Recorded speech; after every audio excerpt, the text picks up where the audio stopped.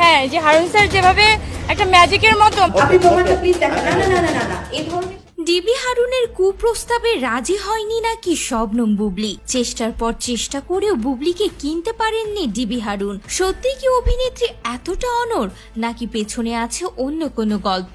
আপনি প্রমাণটা, আপনি এখন কথা বলেছেন, আপনাকে এখন প্রমাণটা দেখান। বর্তমানে বুবলিকে নিয়ে এমনই সব চাঞ্চল্যকর মন্তব্য ঘুরে বেড়াচ্ছে সামাজিক যোগাযোগ মাধ্যমে। ডিবি হারুন মূলত অভিনেত্রীদের তার ব্যক্তিগত চাহিদা পূরণের জন্য ব্যবহার করতেন, সেটা শারীরিক বা রাজনৈতিক যে কোনো ধরনেরই হোক। হ্যাঁ, যে হারুন স্যার যেভাবে একটা ম্যাজিকের মতো মানে এখানে রাজনৈতিক চাহিদা বলতে হতে পারে কোনো রাজনৈতিক ব্যক্তিত্ব বা দলের পক্ষে প্রচারণা চালানো, কোনো অনুষ্ঠানে উপস্থিত থেকে সমর্থন জানানো, অথবা অন্য কোনো রাজনৈতিক সুবিধা প্রদান করা। এর বিনিময়ে তিনি অভিনেত্রীদের মোটা অঙ্কের অর্থ দিতেন, যা অনেক অভিনেত্রীর জন্য